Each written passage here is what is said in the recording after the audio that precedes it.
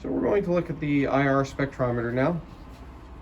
We have two of these in the lab, and we're going to demonstrate how we take a spectrum for both a liquid as well as a solid sample. So we start, and you will find the detailed computer instructions for operating this in the lab manual. Those are all located in the back. In addition, I usually try to keep copies of them located by the instruments. So we start by opening the Omnic software.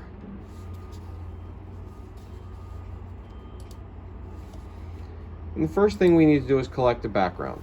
So up here at the top, we click on Collect Background. And in order to collect a background, we just need to make sure that our sample plate here is clean.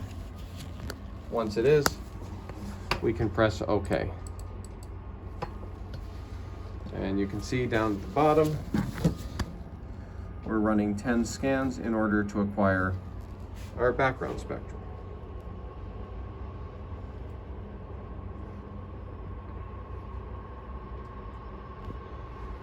We'll get this window asking us if we want to add to window 1, and for the background spectrum that's not necessary, so we can click no.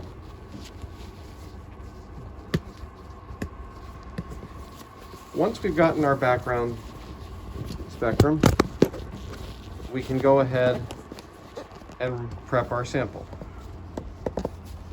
So for a liquid, it's very easy. I'm just going to use some acetone here as our sample. We just take a small amount of liquid and squirt it on there. We then come over here, click on Collect Sample. We can put a name in for our sample. I'll just call this one acetone, and press OK. And you can see at the bottom left, it tells us it's collecting the sample. And once the 10 scans finish, we will get our sample.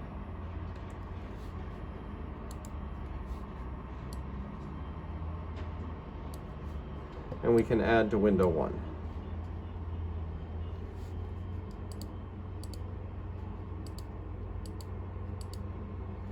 Now you can see this is for some reason been changed over to transmittance, and we want this to be in absorbance.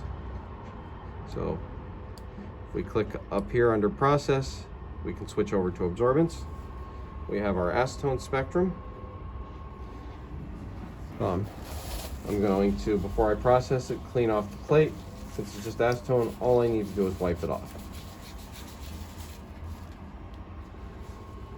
Finally, I can find my peaks and label them by clicking up here on Find Peaks. You can see it's labeled any of the peaks that are below this line. If I click up higher, it'll label any peaks that are below this black line. I can click on Replace, and I have my spectrum.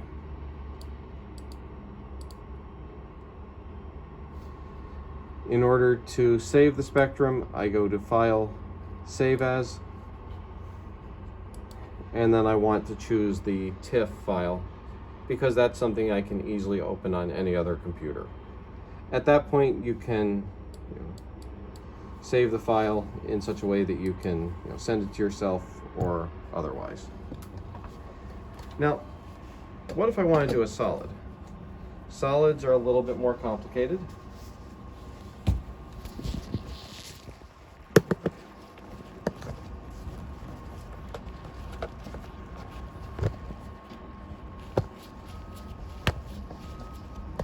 But fortunately still pretty easy. So in order to prepare a solid sample, I'm just going to take a small amount of the solid. Don't need much. Place it on the center of the plate. And then I'm going to tighten this knob down. Eventually, I'm going to get to a point, you may be able to hear that, where it will no longer tighten. At that point, my sample is ready. And all I have to do is go back over to the software and click on Collect Sample. And that's That's it. So I know some of what I'm trying to do on the computer screen is probably hard to see on here. That's fine. We've got much more detailed instructions in terms of what you need to click on in the instructions in the lab manual. So that's where you can refer to that. But the main thing here I wanted you to get is how we prep the samples. Finally, when you're done, to clean up a solid sample, we're going to raise this back up, take a Kim wipe, wet it down with some acetone, and then you're going to want to clean off the under part of this piece here, the sidearm, and then also use acetone to clean off the plate.